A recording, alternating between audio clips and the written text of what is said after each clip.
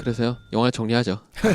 아니, 방송을 정리하죠. 그래서 이 영화를 보시고 나서 맛있던 부분, 맛없던 부분을 다시 한번 말씀해 주시고 와서 이 메뉴를 추천할지 안 할지 한 줄평 별점을 짤막하게 부탁드리겠습니다. 맛있었던 부분은요. 네. 아주 찰진 욕들을 그냥 빅 X 뭐 이런 거. 네, 대사에 가득 차 있어서 그냥 보는 내내 그냥 와 씨, 나도 저렇게 살고 싶다 그냥 막 하고 싶으면 막 하면서 살고 싶다 막 이런 생각이 들었던 거. 뭐 그게 뭐 아무래도 이제 코미디 영화는 아니지만 어쨌든 코미디스러운 부분이 있어서 그 재밌었던 부분, 맛있었던 부분이고요. 근데 이제 더 자세히 알고 싶은데 영화에서 뭐 그런 걸 다큐멘터리가 아니라 그런 걸 요구하기는 좀 뭐하지만 뭐 이게 다큐멘터리를 보든지 아니면 뭐 다른 정보를 봐야 되는데 그런 정보를 오히려 알고 봤으면 더 재미지 않았을까 했던 게 좀 맛없던 부분이었고요. 근데 이제 추천을 이걸 해야 되나 말아야 되나 되게 모르겠는데 저 일단 비추예요. 예. 저는 사실 이런 사실을 바탕으로 한 영화보다는 다큐멘터리를 보는 게 더 나을 것 같아요. 제 생각에는. 예. 어떤 사실이냐에 따라서 다큐멘터리가 날지 영화가 날지 뭐 이렇게 보는데 이거는 다큐가 더 잘 어울리는 그런 생각이 들어서 약간 비추하지만 또 생각해보니까 또 중간중간에 어떤 재밌는 요소들이 많았기 때문에 또 추천을 하고 싶기도 하네요.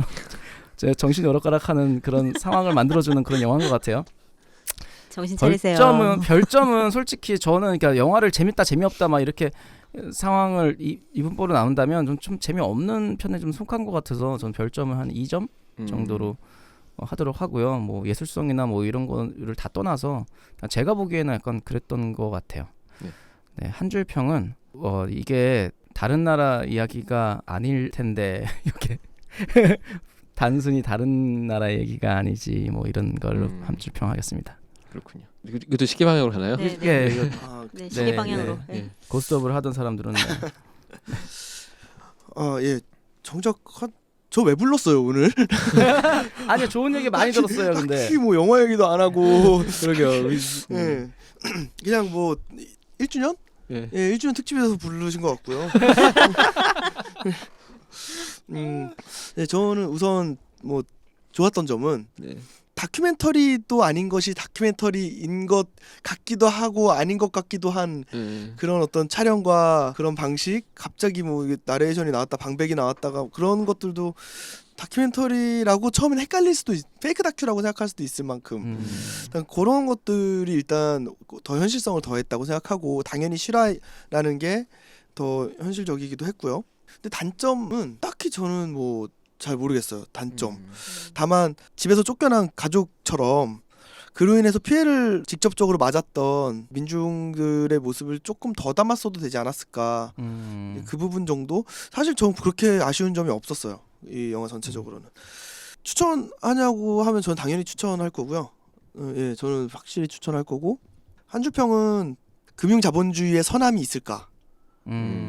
예요. 그러네요. 앞에서도 잠깐 말씀드린 것처럼 여기에 실질적인 현금 거래 같은 게 안 나오는데 은행 거래조차도 잘 안 나오는데 자본주의라는 건 결국 그런 탐욕과 탐욕이 서로 얽히고 설킨 그러니까 어떤 선의로 굴러가기보다는 물론 이제 거기도 나오는 것처럼 애덤 스미스 책도 나오고 막 이러는 것처럼 자본주의의 기본은 인간의 이기심과 이기심이 충돌했을 때 합리적이라는 전제하에서 시작하는 건데 지금의 이 사태가 보여주는 거는 합리적이 아닐 수 있고 이기적이고 이기적인 것들이 그 탐욕이 계속 얽혔을 때 합리적이지 않을 수 있다는 게 아니라 합리적이지 않다는 걸 보여줬잖아요. 그렇죠.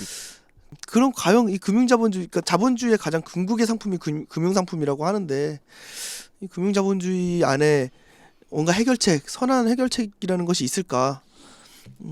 저는 그렇게 정리해보고 싶습니다. 별점은 저는 4개요. 네.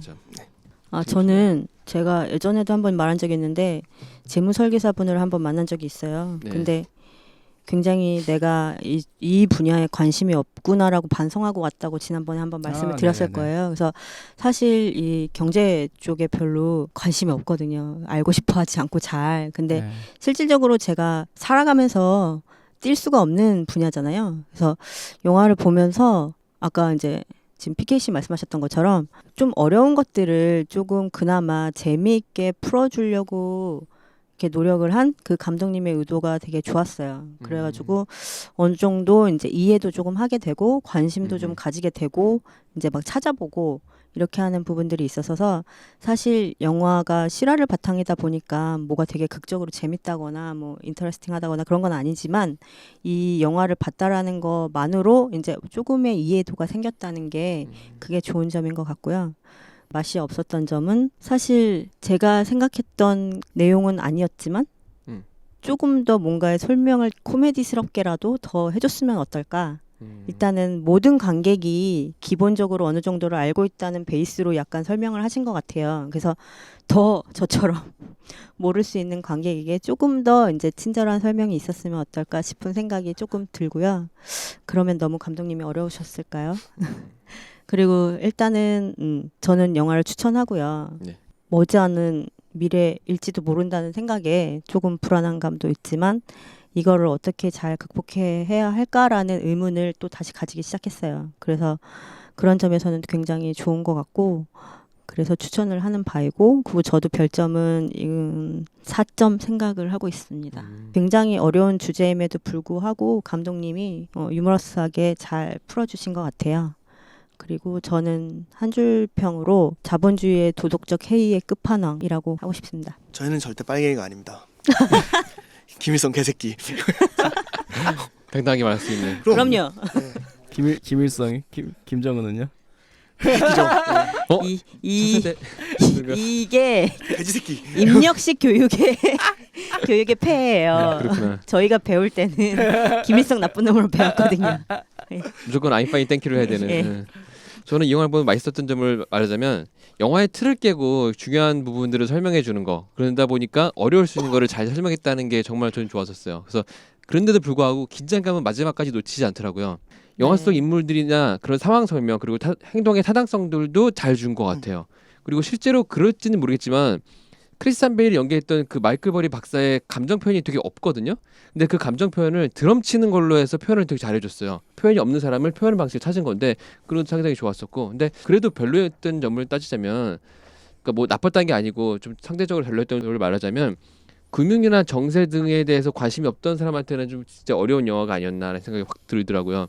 그래서 설명을 잘했다고는 앞에 말하긴 했으나 전혀 모르는 상태에서는 이게 뭔 소린가 싶을 거라는 생각이 많이 들었는데, 한세 씨도 그런 얘기 많이 하셔서 진짜 그렇겠구나 생각이 들었었고, 솔직히 저도 뭐 서브프라임 모기 사태나 이런 거를 단면적으로 알지 전반적으로 잘 몰랐어서, 솔직히 제가 이걸 잘 알면 이런 방송을 안 하겠죠. 그쪽에 나왔겠죠. 그래서 그런 생각 많이 들었었고 추천이에요.